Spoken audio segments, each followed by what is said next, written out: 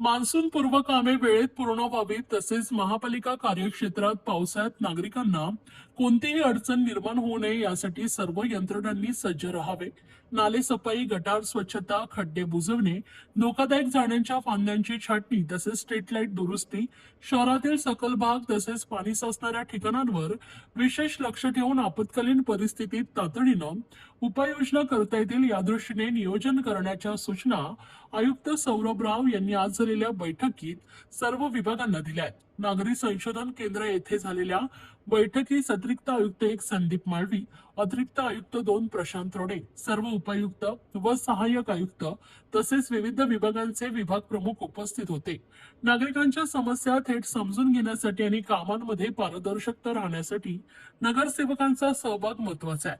त्यामुळे प्रत्येक विभागाने नालेसफाईचं नियोजन करताना स्थानिक लोकप्रतिनिधींशी समन्वय साधावा असंही आयुक्त सौरभ राव यांनी नमूद केलंय। तसेच शहरातील रेल्वे कल्वर्टची सफाई नालेसफाई बरोबरच समांतर पद्धतीनं करण्यात यावी असे निर्देश बैठकीत देण्यात आले।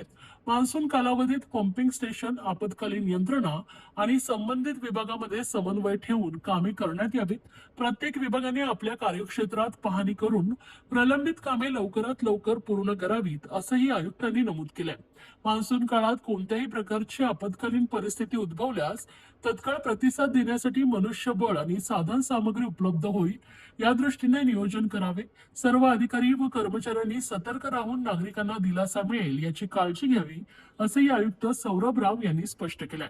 आजपासून संपूर्ण घोडबंदर रस्ता हा फेरीवाला मुक्त करण्याचे निर्देश संबंधित उपायुक्त व सहाय्यक आयुक्तांना यावेळी देण्यात आले।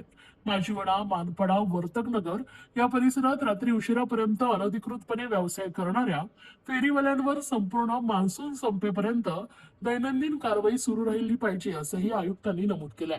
घोडबंदर रोडवर रस्त्यांची कामे सुरू आहेत। याबाबत शहरातील रस्ते व खड्डे दुरुस्तीच्या कामांबाबत MMRDA, मेट्रो व इतर शासकीय संस्थांसोबत समन्वय साधून सुरू असलेली कामे 31 मे पर्यंत पूर्ण करण्याबाबत समन्वय साधावा।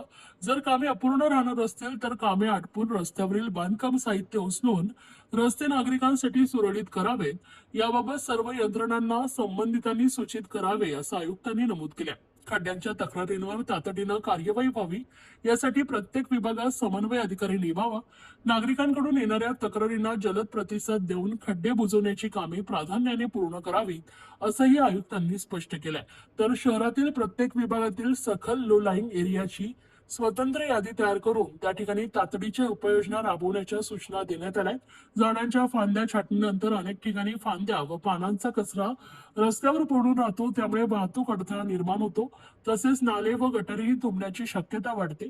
प्रत्येक प्रभागात छाटणी झाल्यानंतर लगेचच कचरा उचलण्यासाठी स्वतंत्र पथके व वाहनांची व्यवस्था ठेवण्याच्या सूचनाही आयुक्तांनी केल्या।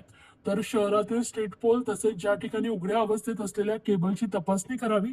तसेच नाल्यामधून ज्या केबल्स गेल्या असतील तर नालेसफाई करताना संबंधित विभागाला अवगत करावे, जेणेकरून नालेसफाई करताना केबल्सला अडथळा निर्माण होणार नाही असंही नमूद केलं आहे। तर मान्सून कालावधीत सर्व परिस्थितींवर लक्ष ठेवण्यासाठी नियंत्रण कक्ष अधिक सक्षम करण्यात येणार असून आपत्कालीन परिस्थितीत त्वरित प्रतिसाद देण्यासाठी यंत्रणा सज्ज ठेवण्याच्या सूचनाही आयुक्तांनी दिल्या आहेत। मान्सून काळात नागरिकांना कोणत्याही अडचणीचा सामना करावा लागू नये यासाठी सर्व विभागांनी समन्वयानं काम करून वेळेत काम पूर्ण करावे। मान्सून कालावधीत सर्व अधिकाऱ्यांनी आपले भ्रमणध्वनी सुरू ठेवावेत असंही आयुक्त सौरभ राव यांनी स्पष्ट केलं आहे। आज के जमाने में क्या नहीं है ठाने में, देखा नहीं होगा शहर ऐसा जमाने में, शब्द कम पड़ जाएंगे खूबियां गिनाने में। चलो